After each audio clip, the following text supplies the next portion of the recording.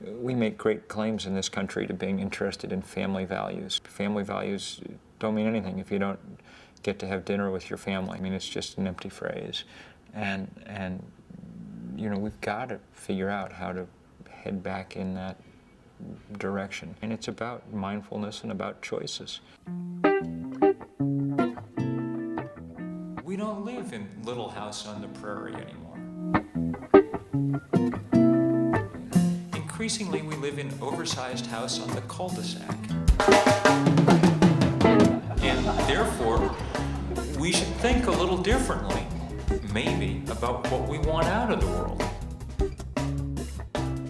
It's as if access to cheap fossil fuel not only made us rich and not only was wrecking the climate, but also was making us the first people in the world who had no real need of our neighbors. The number of Americans who eat a meal with a friend or family or neighbor, the number of times you do in a week has dropped more than 50% in the last 50 years. The number of close friends that an average American has declined 50%. Those are enormous changes for a species like ours. Those changes outweighed whatever benefits we were getting from the more stuff that we were accumulating. I was very inspired by his ability to take the global picture and say, let's bring it home, and that's where you really can make a difference. The most salient point was just about the community building aspects of it all. I think that the nub for me was this hyper-individualism. He's actually labeled it and focused on something that was a kind of vague notion in my head. All of those points about rediscovering our humanity and our connection to each other and what it means to be part of a community, I think we're right on. We're at a moment when people are deeply interested in more community. Create places where community is easy to express. Places that have farmers markets that people want to go to. Places that have the public amenities like bike paths. Places that have a lively music and art scene. It all builds on one another. It's a sort of virtuous cycle. I would be very hopeful if I were Chattanooga at this point, if you can keep the momentum going.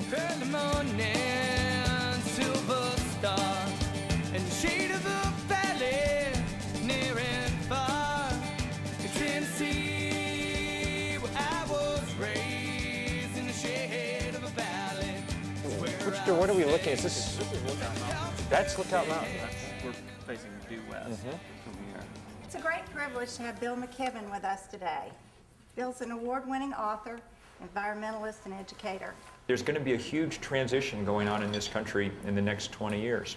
And there are nodes around the country that are going to be the places that have gotten it right early enough and big enough ways that sort of show the way for others. And clearly, Chattanooga is going to be on that list because of the work you guys are doing. The city forester and the mayor signed the climate protection agreement, and he asked me to lead that effort. Put into place over the course of the next 3 years 20 very public green features in the downtown footprint. You know, we were going to build a grocery store. It was just naturally for us to sit there and say, we're going to build a grocery store that's going to be as green as possible. That part of the Greenway was fascinating as it starts to link neighborhoods. It was really moving and powerful to spend the day all over Chattanooga today on the bike along your river walk and touring and looking at everything else and be able to see that really more than almost any American city I can think of, that promise has come true here. And you should be extremely proud and widely commended for the work that you all have done to make that true.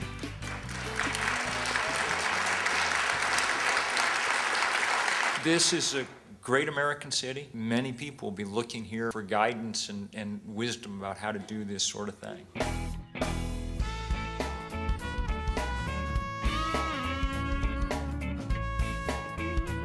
The only way to be subversive in America anymore is to have more fun than other people. Clearly people in Chattanooga are starting to have fun, and that's a good thing. What color is the sky where you're from? Tell me that the grass is still green. Where does all this illusion end? The truth has yet to be seen.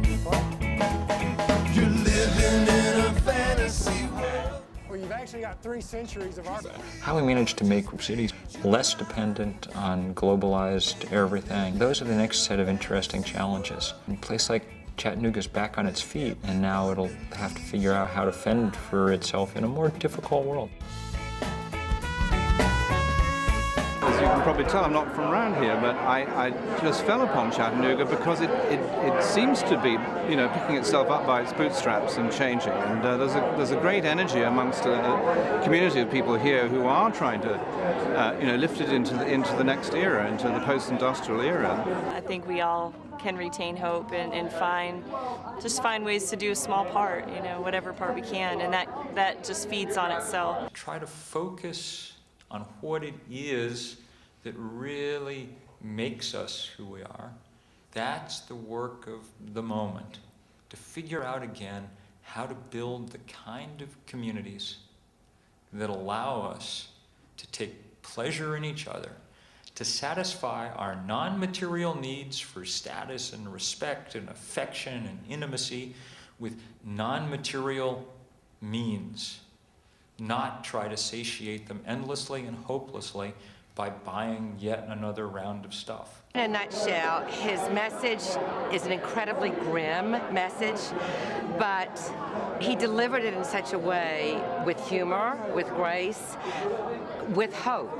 And so we don't leave here thinking everything is going to hell in a handbag. We leave here thinking, okay, there are things we can do about it. Maybe we can't turn it around tomorrow, but let's get out there and start working on it. I'm more hopeful than I've been in the last 20 years. Not more hopeful really that, you know, the science is quite dark, and in any event, we're not going to stop global warming. We've bought a lot of it already, and there's more in the pipeline to come. But I do think that the kind of human immune system, our planetary immune system, is finally starting to kick in, and that we're beginning to recognize what it is we need to do if we're going to avert catastrophe.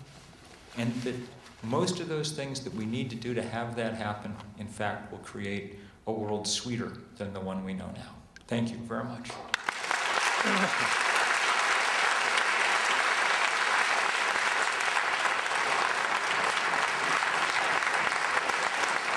And we'll see.